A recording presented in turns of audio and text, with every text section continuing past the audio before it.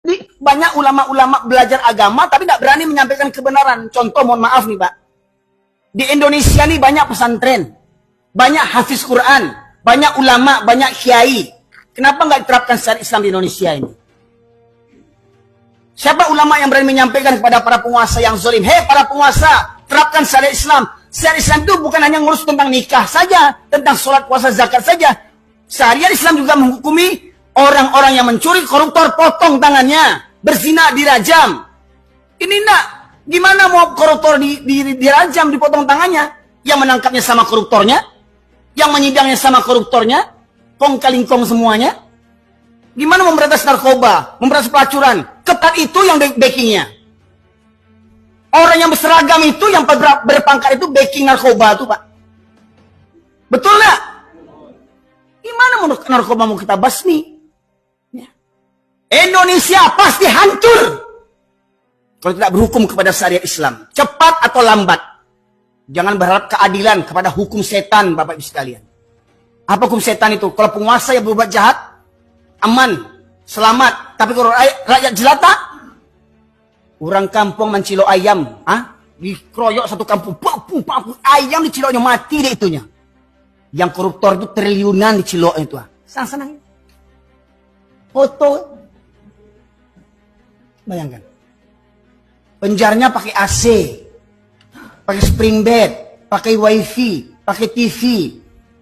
Ulama ditangkap tuduh teroris, penjaranya gimana? WC di situ, sholat di situ, mandi di situ. Ulama ditangkap begitu, ditelanjangi ulama, disiksa.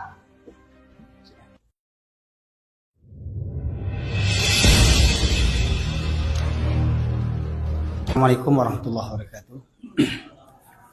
Untuk sesi yang kedua ini saya minta tolong kalau ada yang bisa mendampingi saya membacakan Quran terjemahan, Pak.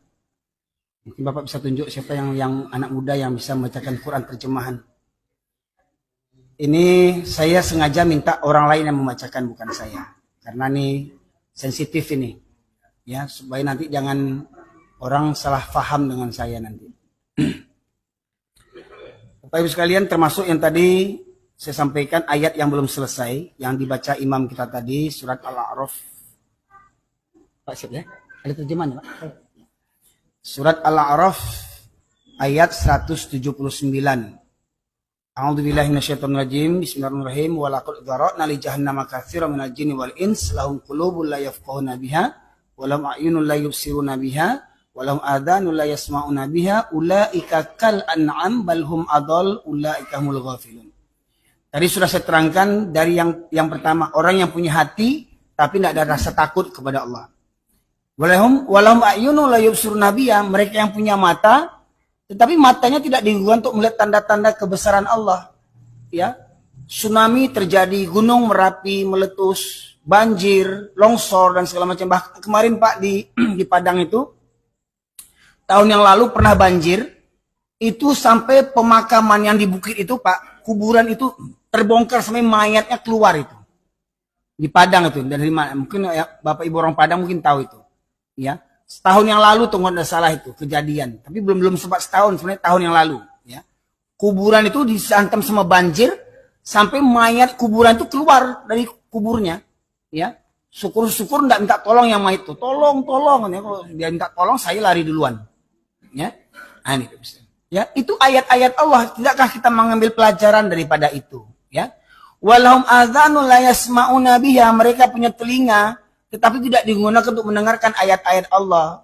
Mendengarkan sini maknanya bukan sekedar mendengar, Bapak Ibu sekalian. Contoh, ada orang tahu misalkan di masjid kita ini ada wirid rutin, pengajian rutin mingguan misalkan, ya. Tetapi orang sekitar masjid ini tidak peduli dengan pengajian itu, ya. Maknanya apa? Dia tidak mau mendengar kaji itu, termasuk kepada konsep daripada ayat tadi. Mereka punya telinga, tetapi tidak digunakan mendengarkan ayat-ayat Allah. Ya, dia rumahnya dekat masjid, tapi malas mendengarkan pengajian di masjid. Ya, mereka mendengarkan azan, tapi malas berangkat ke masjid. Nah, contoh tadi Pak, yang cerita tadi, kuli bangunan tadi. Ya, dia kerja di masjid, renovasi masjid. Bahkan mohon maaf nih, kadang ada yang masang listrik, masang AC. Anehnya ketika orang sholat, dia tak sholat. Ya, nah, sama seperti ketika saya sejak viral saya diundang ke Jakarta naik bis itu, alhamdulillah rata-rata sudah berapa kali saya ke Jakarta sengaja naik bis, ya lebih senang saya naik bis hari ini. Rata-rata bis di Sumatera Barat itu sudah saya naiki semua. Alhamdulillah supir dan kernet itu setiap subuh kita diparkirkan di halaman masjid. Nah, sampai kata supirnya, kita sering enak tidur, subuh, sholat, kata supir. Sayangnya supirnya nggak sholat. Itu dia yang pentingnya saya. Dia bawa mobil sanggup nggak tidur-tidur.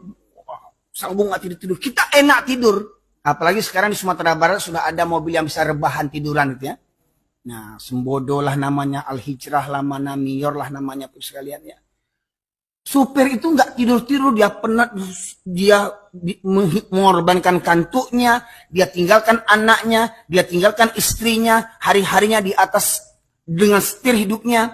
Tapi dia bisa mengantarkan kita, tahu dia masjid ada, tapi Allah tak gerakkan hatinya, tak tergerak hatinya untuk sholat, padahal dia yang membangunkan kita.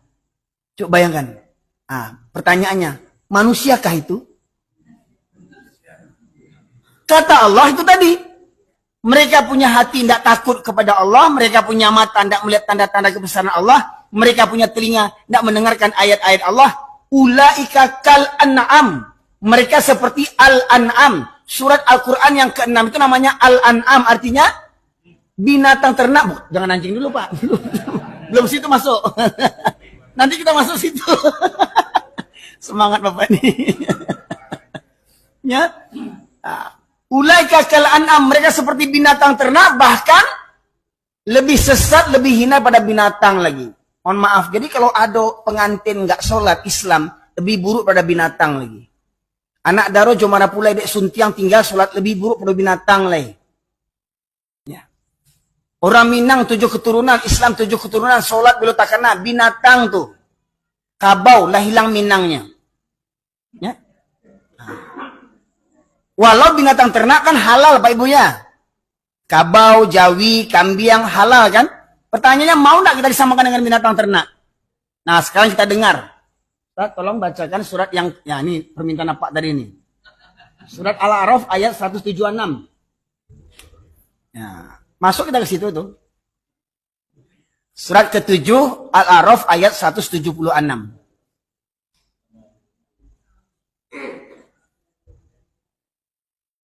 Dan sekiranya kami menghendaki, niscaya kami tinggalkan. Kami tinggikan.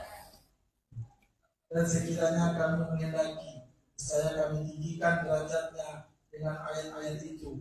Tetapi dia cenderung kepada dunia dan mengikuti keinginannya yang benar. Maka perumpamaan seperti anjing. Nah, itu dia Pak, masuk tuh. Jika kamu menghalaunya, ditulurkan lidahnya. Dan jika kamu membiarkannya, dia akan menjulurkan lidahnya juga.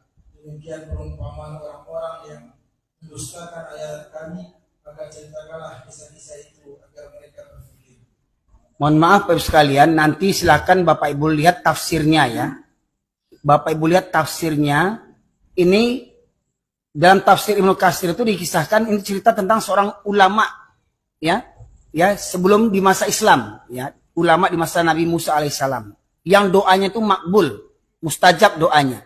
Tetapi karena untuk urusan dunia, dia abaikan agama ini, dia sembunyikan kebenaran, maka kata ini, kalau kami menghendaki, kata Allah, kami tinggikan derajatnya dengan ayat-ayat itu.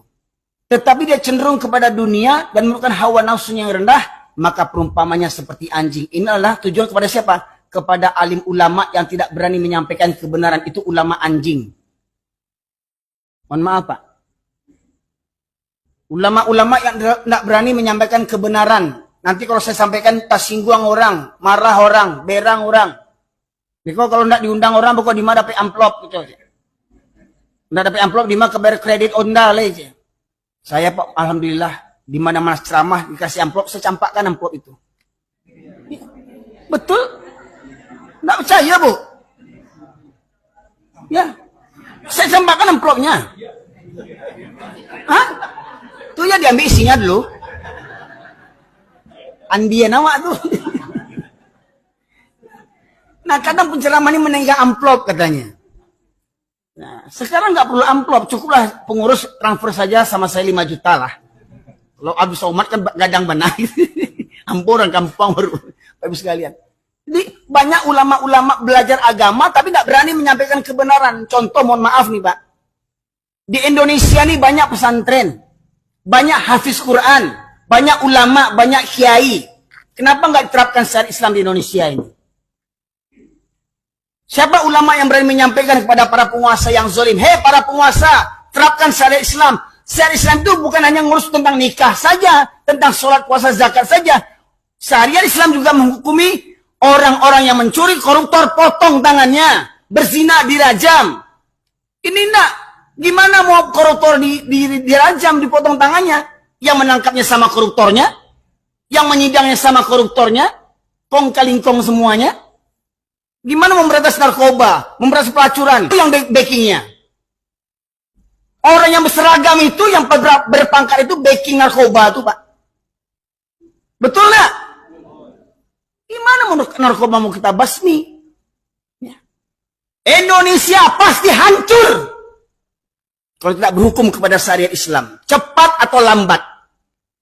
Demi Allah saya bersumpah tuh Pak, hancur Indonesia ini. Kalau tidak jadikan Al-Quran sebagai sumber hukum. Nah, mohon maaf para penguasa jangan marah sama saya. Belajar Quran, tanya sama ulama-ulama di pemerintahan yang penjilat-penjilat itu. Ya. Kenapa kita mayoritas muslim tidak diterapkan hukum Islam? Ibu sekalian. Nah, ayat tadi menyebutkan orang yang cenderung kepada dunia dan menurunkan hawa nafsunya yang rendah, maka perumpamannya seperti anjing. Saya sampaikan 2 ayat tadi. Yang pertama Allah sebutkan binatang ternak. Ya, tidak mau kita disamakan dengan binatang ternak. Ini Allah turunkan kerendahnya lagi. Allah samakan dengan anjing. Mananya apa? Orang Islam yang tidak bersungguh-sungguh memahami agama, maka mereka lebih hina pada binatang lagi. Contoh Pak, contoh. Bahkan mirisnya di negeri yang mayoritas muslim terbesar di dunia ini, mau disahkan undang-undang LGBT. Mau disahkan undang-undang laki-laki boleh kawin sama laki-laki, perempuan boleh kawin sama perempuan. Bagaimana mungkin kalau terjadi itu disahkan, anggota dewan terlaknat itu semuanya di DPR itu Bapak Ibu sekalian. Anggota dewan banyak beragama Islam, tapi benci dengan syariat Islam, tak memperjuangkan syariat Islam. Partai kedoknya Islam, partai Islam, tapi benci dengan syariat Islam. Bapak Ibu sekalian.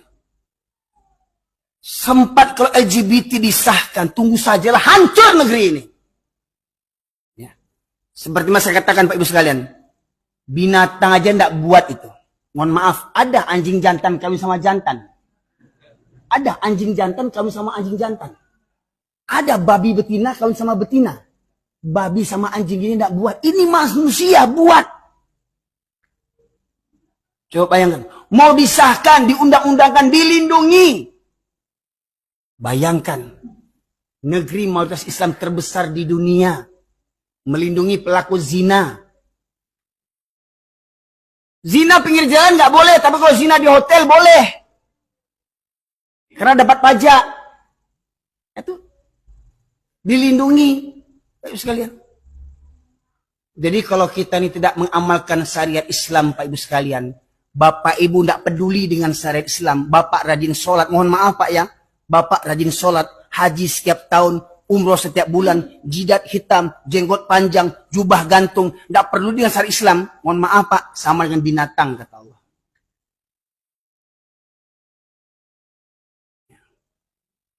Apa sebab musibah bencana ini Pak? Buka surat Al-Maidah ayat 100, ayat 5, ayat 49.